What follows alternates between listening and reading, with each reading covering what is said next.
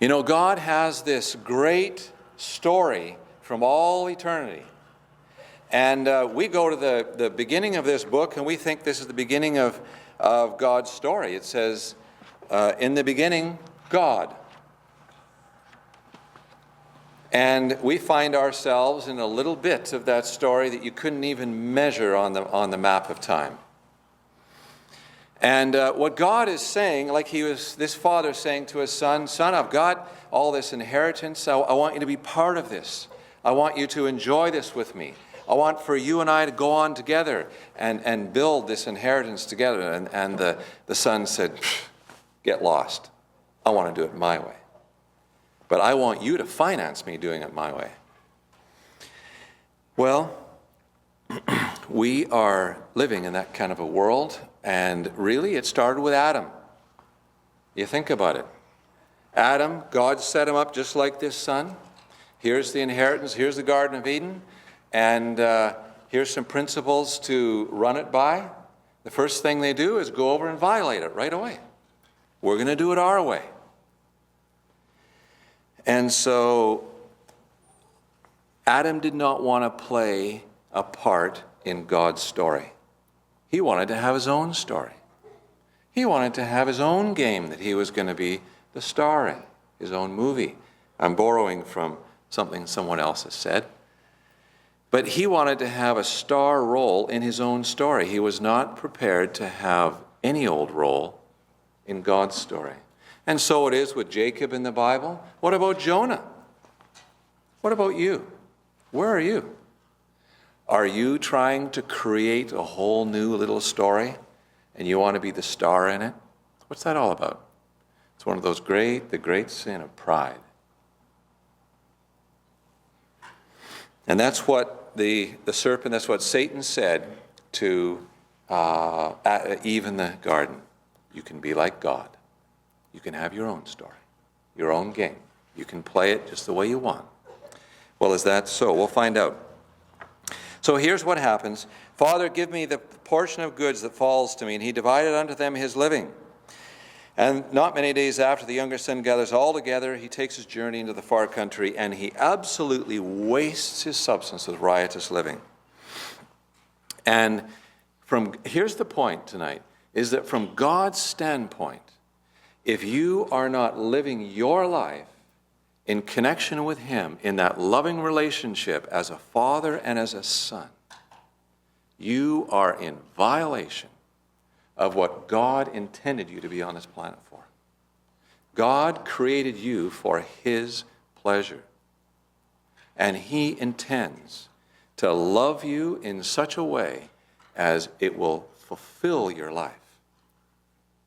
And so instead of that here, this boy, he says, no, you know what? I've got dreams of doing it my way. And I can just think of leaving God out, what it's going to be like. I can be God in my own life. I can sit on my own throne in my own life, and I can do it my way. And so you think of the dreams of a young person. I'm going to go here, and I'm going to go there, and I'm going to build this kind of a business. I'm going to build a life for me. And I'm going to be sitting there. It's like the guy who gets his first car. All he can think about is pulling up to the street light, and there's some chicks in the car beside, and he's in his car. And he's the guy who's framed in the window. It's about him. And it's about you running your life without God, being in that star role. And so, but what's the end of this? And when he had spent all, there arose a mighty famine in that land, and he began to be in want.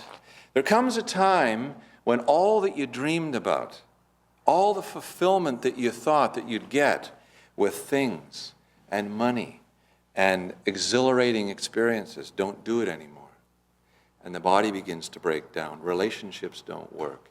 And then the house of cards begins to collapse. When things start to go wrong, there starts to become a hunger inside.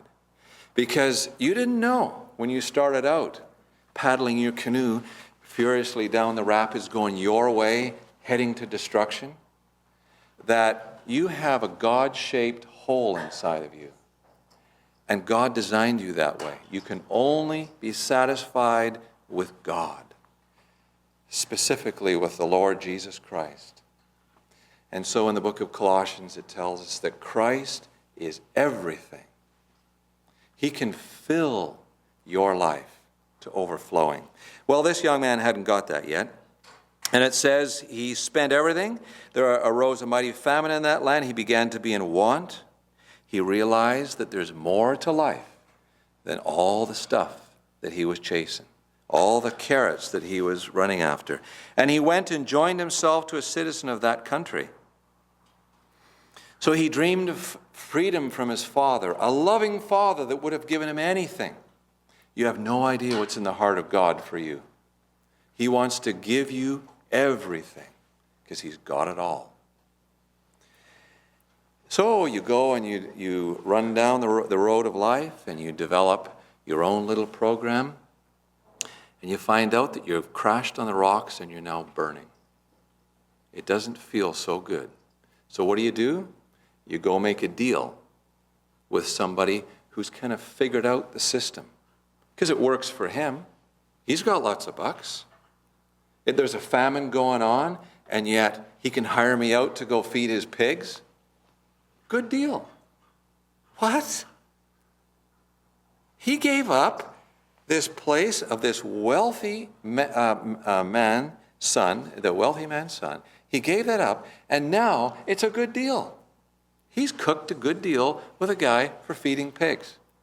And he doesn't even get lunch on the house, unless pig food is lunch on the house. So he went and joined himself, verse 15, to a citizen of that country, and he sent him into his fields to feed swine. And so here it is, building circumstance upon circumstance, and we find out now the freedom that he thought he had is bondage. And now it really starts to hurt. And it says he longed to have filled his belly with what the pigs were eating. He's looking at all these pigs around him. They're having a good time. They're eating sewage. Or something close to sewage. I'm sure it smelled like it. I've been in a pig's pen. I actually have been. And when I was a kid, jumped in.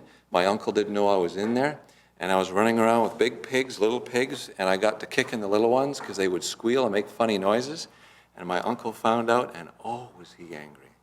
Because one of those big pigs had got a hold of me, it would have been over. It's a dangerous place to play in the pig's pen. And there's nothing good to eat in there. And so he says he longed to have filled his belly with the husks that the swine had eaten, and no man gave unto him. There comes a realization that the longing that's in your heart doesn't get filled. Getting high doesn't do it anymore. You need more or something stronger. Pleasure, sex, whatever it is, achievement, going up that corporate ladder. This prodigal son may have been, in some ways, moving up the corporate ladder. And the obligations that are coming to him are taking him down to a moral destruction.